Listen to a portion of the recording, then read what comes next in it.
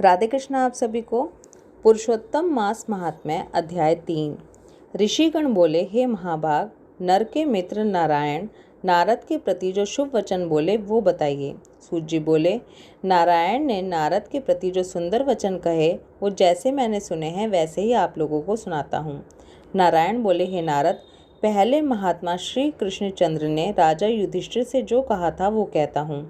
एक समय धार्मिक राजा अजात शत्रु युधिष्ठिर छल प्रिय धृतराष्ट्र के दुष्ट पुत्रों द्वारा द्युत क्रीड़ा में हार गए। सबके देखते देखते अग्नि से उत्पन्न हुई धर्मपरायणा द्रौपदी के बालों को पकड़कर दुष्ट दुशासन ने खींचा और खींचने के बाद उसके वस्त्र उतारने लगा। तब भगवान कृष्ण ने उसकी रक्षा की। इसके बाद पांडव राज्य को त्याग काम्यक वन को चले गए। वहाँ अत्यंत क्लेश से युक्त वे वन के फलों को खाकर जीवन बिताने लगे। जैसे जंगली हाथियों के शरीर में बाल रहते हैं, उसी प्रकार पांडवों के शरीर में बाल हो गए। इस प्रकार दुखित पांडवों को देखने के लिए भगवान देवकी सूत मुनियों के साथ काम्यक वन में गए।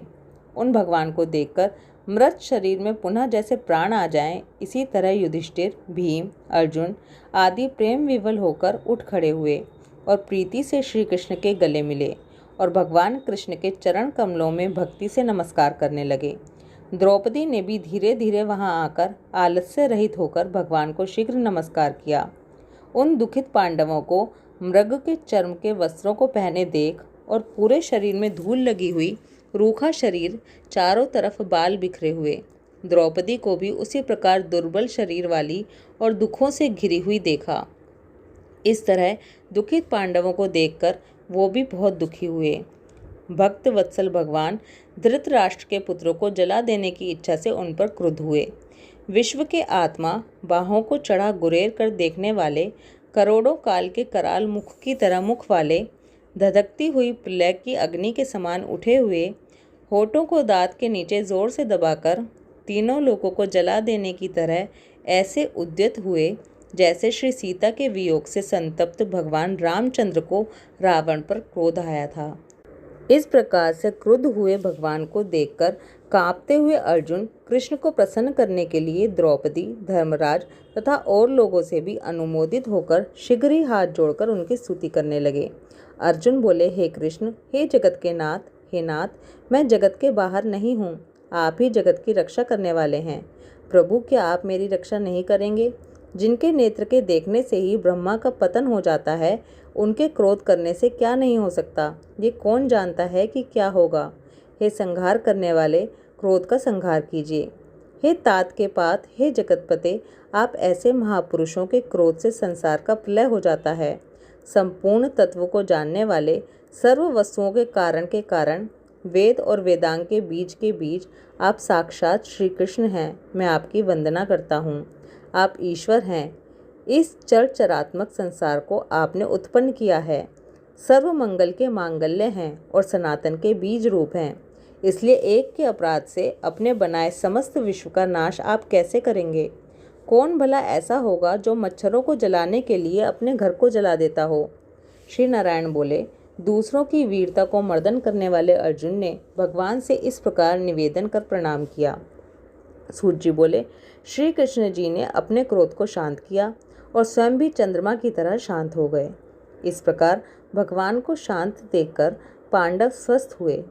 प्रेम से प्रसन्न मुख और प्रेम विवल हुए सबने भगवान को प्रणाम किया और जंगली कंद, मूल, फल आदि से उनकी पूजा की।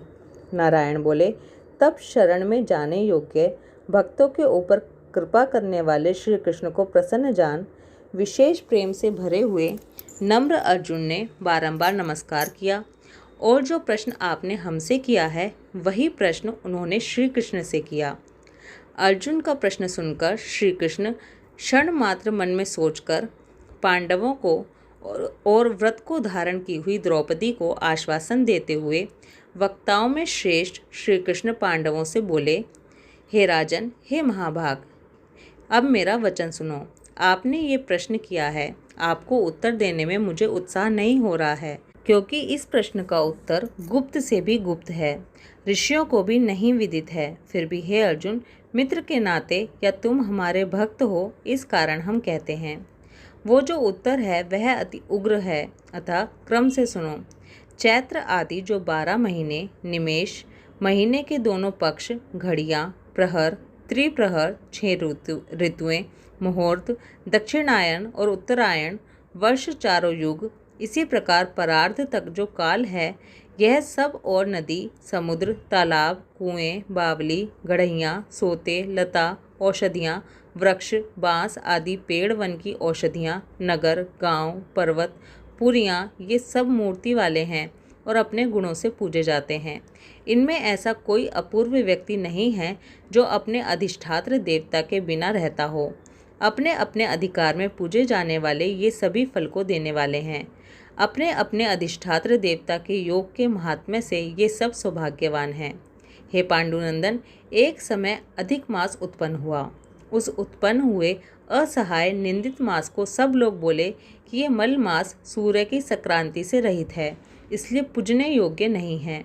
ये मास मल रूप होने से छूने योग्य नहीं है और शुभ कर्मों में अग्राह्य नहीं है। इस प्रकार के वचनों को लोगों के मुख से सुनकर यह मास निरुद्योग, प्रभा रहित, दुखों से घिरा हुआ, अति खिन्न मन, चिंता से ही ग्रस्त मन होकर व्यथित हृदय से मरने की तरह हो गया। फिर वह धैर्य धारण कर मेरी शरण में आया। वैकुंठ भवन में जहाँ मैं रहता था वहाँ पहुँचा और मेरे घर में आकर मुझ परम पुरुषोत्तम को इसने देखा।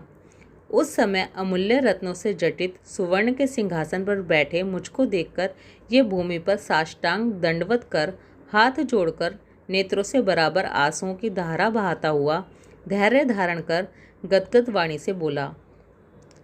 सूत जी बोले, इस प्रकार महामुनि बद्रीनाथ कथा कहकर चुप हो गए। तब नारायण के मुख से कथा सुन भक्तों के ऊपर दया करने वाले नारद मुनि फिर से बोले। इस प्रकार अपनी पूर्ण कला से विराजमान भगवान विष्णु के निर्मल भवन में जाकर भक्ति द्वारा मिलने वाले, जगत के पापों को दूर करने वाले, योगियों को भी शीघ्र ना मिलने वाले, जगत को अभयदान देने वाले ब्रह्म रूप मुकुंद जहाँ पर थे, उनके चरण कमलों की शरण में आया हुआ अधिक मास क्या बोला। पुरुषोत्तम मास महात्म्य अध्याय 3 समाप्त। ओम नमो भगवते वासुदेवाय। राधे कृष्णा।